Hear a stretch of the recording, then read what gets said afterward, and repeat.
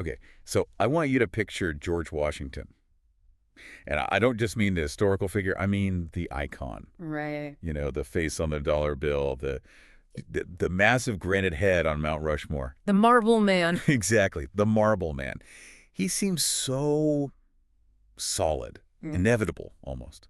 Like he was just born ready to be the father of a country. And that feeling, that sense of inevitability is exactly what we need to dismantle today. Okay, but is this just tearing him down for the sake of it? I mean, everyone knows the cherry tree story is fake. Mm. We know about the two, which weren't even wood, by the way. So do we really need to, chip away at the marble man? We do, but not to, like, cancel him or anything like that. We do it because the Marble Man myth is, well, it's boring.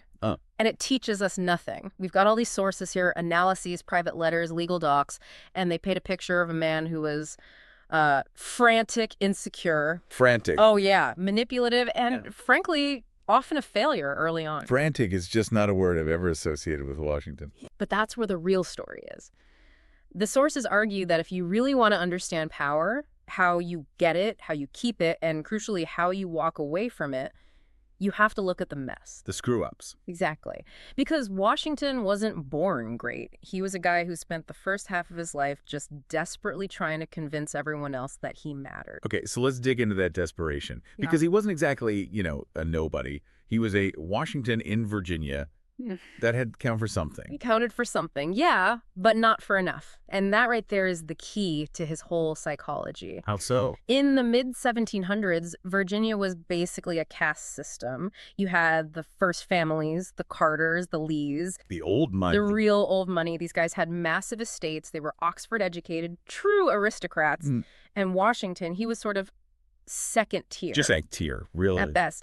His father died when he was 11, which was a huge blow. It meant he didn't get that classic education in England like his older brothers did. So no college. No college, and in that very specific social circle, that is a massive chip on your shoulder. It's an open wound. Totally. The sources show he was painfully aware of it. He was obsessed with self-improvement, copying down rules of civility, trying to learn the code of the elite. You just wanted to fit in. He wanted more than that. He wanted a royal commission. An officer in the British Army. Desperately, he thought if he could just get that red uniform, get the king's commission, he would finally be somebody. He'd be equal to those Oxford guys. Exactly. And that insecurity, that burning need for status, led him to do some really reckless things in his early 20s. Right, which brings us to the part of our notes here titled, Fake It Till You Make It. Uh-huh. And this reads less like a history book and more like a corporate horror story. It kind of is. So it's the early 1750s. Tensions are rising between Britain and France over the Ohio country. Okay. And Washington basically volunteers for these super high-risk missions, delivering ultimatums to the French. He's trying to build a resume. He's padding the CV. He's curating his own legend. He writes these reports back to the governor of Virginia that are, let's say, creative. He embellishes a little. A lot. He frames himself as the hero of every single encounter. He talks up his bravery, the hardships. He even publishes these journals to make himself a celebrity. But that fake it till you make it thing, Yeah. it has a downside. Eventually you have to actually deliver. And the sources point to this one incident, the Jumonville affair, where it all just blows up in his face. This is the moment the hero story just crashes into cold, hard reality. Washington's leading a small force. They stumble on a French detachment. He attacked. He attacks, eager to show initiative, and it's a slaughter.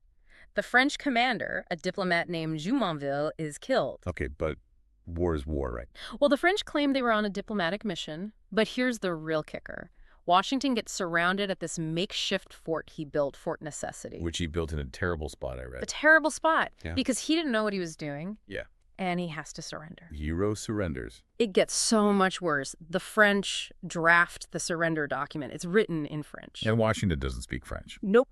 But he won't admit it. He won't ask for help. He's too proud. So he signs it. What did he sign? He signed a document unknowingly admitting that he had assassinated a French diplomat. Wait, what? He signed a confession to an assassination because he was too proud to ask for a translator. That's exactly what happened. And the French used that document as propaganda all over Europe. It helped ignite the 7 Years' War, which was basically the First World War. So, just so I'm clear, George Washington, father of his country, accidentally started a world war in his 20s because he was incompetent and insecure. In a nutshell, yes. And instead of that royal commission he dreamed of, he became a laughingstock. The British officers saw him as this reckless colonial amateur. So he was sidelined. Sidelined, bitter, complaining constantly about his rank. It's so He sounds petty. He was. But this is the crucial pivot. If he stays that guy, the rank-obsessed climber, he never becomes George Washington. He had to learn a lesson. And he learned it through absolute chaos. Which brings us to the survival chapter, the Braddock Expedition in 1755. This is where the story shifts from incompetence to just sheer luck. This scene changes his whole internal wiring. So General Braddock arrives from Britain to clean up the mess Washington helped make. He's this arrogant, by-the-book general. Refuses to listen to the locals. Right. Ignores all advice from Washington and the other provincials.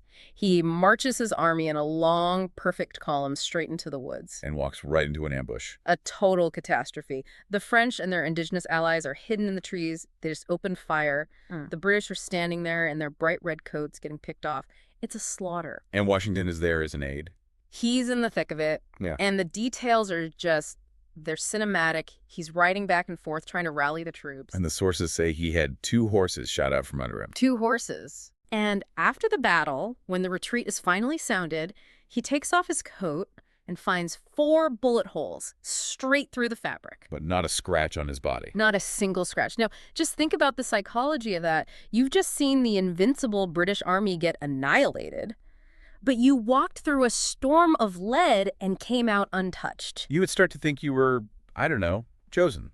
Special. Exactly. He wrote to his brother that Providence had protected him. But the analysis in our notes suggests he learned something else, too. What's that? He realized the British weren't gods. They could be beaten. And he realized that survival wasn't just about skill or bravery. It was about luck. That seems like a lesson that would stick with you. And it really seems to bleed into his strategy during the Revolutionary War. Because there's this myth that Washington was some battlefield genius like a Napoleon, but the sources here, they don't really back that up. Not at all. I mean, if you look at the scorecard, Washington lost more major battles than he won. He got outmaneuvered at Long Island. He lost New York. He was beaten at Brandywine. He nearly lost the whole army at Valley Forge. Right. So if he's losing battles and he's not this tactical wizard, how on earth did he win the war? Endurance. That was his genius. He had an aha moment. He realized he didn't have to defeat the British army in some epic battle. He just had to make sure the Continental Army didn't die. That sounds like the same thing, but it's not. It's completely different. It's a Fabian strategy. You avoid the big, decisive fight. You know you'll lose. You retreat. You harass. You drag out the war. He basically bored the British into giving up. Essentially, yeah. He realized that if he could just keep the army existing, keep the idea of the revolution alive, eventually the British Parliament would get sick of paying for it. But for the young guy who wanted all the glory, that must have been so hard. Can you imagine? The guy who wanted to charge up the hill now has to order retreat after retreat. He had to let people call him a coward to save the cause.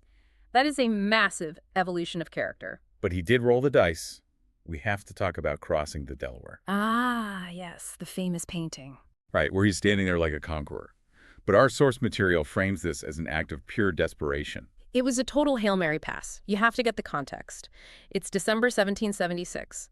The army is freezing, they're sick, morale is in the toilet, but the real problem was the contracts. Their enlistments were up. On December 31st, the army literally had an expiration date. So if he doesn't do something. The army goes home on New Year's Day and the revolution is over. He didn't cross the Delaware because he saw some brilliant tactical opening.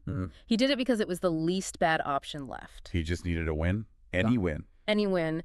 To convince those guys to sign on for another year. It wasn't about genius. It was about a manager with a deadline and no resources taking a huge gamble because the alternative was bankruptcy. Which honestly makes me respect him more. It makes him human. It grounds him. It shows that leadership is often just making terrible choices under insane pressure. So we have the climber, the survivor, the strategist. But now we have to turn to the darkest part of this deep dive. The section in our sources titled, The Master of the Loophole. This is the part that is really uncomfortable, but you can't ignore it. You can't understand Washington's relationship with power without understanding his relationship with slavery. And this happens when he's president. Yes. The capital moves to Philadelphia in 1790. And Pennsylvania was different. It was a Quaker state, and they had passed the Gradual Abolition Act. And what did that act say? It had a very specific clause. It said, any enslaved person brought into Pennsylvania who lived there for more than 6 continuous months automatically became free. So Washington moves into the president's house, brings enslaved people from Mount Vernon with him, and he knows this law exists. Oh, he knew it perfectly well. His own attorney general warned him about it, so he has a choice. Let them go free or find another way. He found a loophole. He found a loophole. The law said 6 continuous months. Oh, I see where this is going. Right. So Washington creates this rotation system just before the 6-month deadline. For any individual, he would have them sent back to Virginia. Resetting the clock. Resetting the clock, sometimes just for a few days, then he'd bring them back. On paper, technically, he was following the letter of the law. While completely subverting its spirit. Exactly.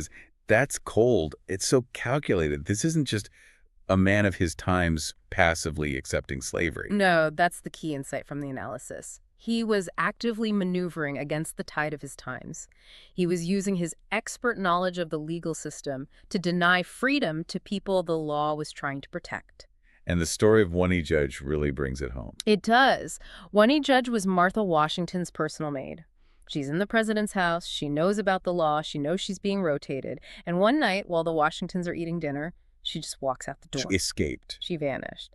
And Washington didn't just let it go. He took it personally. The sources show he spent years trying to track her down. Years. He used the machinery of the federal government. He wrote to the collector of customs in New Hampshire where she was hiding, asking for help capturing her. He was using a federal official to hunt a fugitive. It's just a devastating contrast. The man who led the fight for liberty, using the power of the state, to hunt a woman who just wanted her own. And it forces you to hold 2 completely conflicting ideas in your head at once. He was a genius at navigating systems. He used that genius to win a war, and he used it to keep people enslaved. Which brings us to the final paradox. Because at the same time he's doing all this, he does something that's arguably the most important act of his life. He walks away. He walks away. And this is the tension. Remember that young guy? The insecure climber who needed the rank, the uniform? The guy who started a war to look important. That guy would never have let go of power. History is full of revolutionary leaders who win the war and then just become dictators. Caesar, Napoleon, Cromwell. Right. Once you have the army, you become the king. Yeah. And people wanted him to be king. They expected it. But he doesn't. He doesn't. When the war ends in 1783, he could have marched on Congress. Instead, he goes to Annapolis, surrenders his commission, and goes home. I remember reading that King George III, when he was told Washington would return to his farm, said, if he does that, he will be the greatest man in the world. Because the king understood how seductive power is. And Washington did it twice. He walked away in 83, and then after 2 terms as president, he walks away again. Setting a precedent that the office is bigger than the man. Exactly.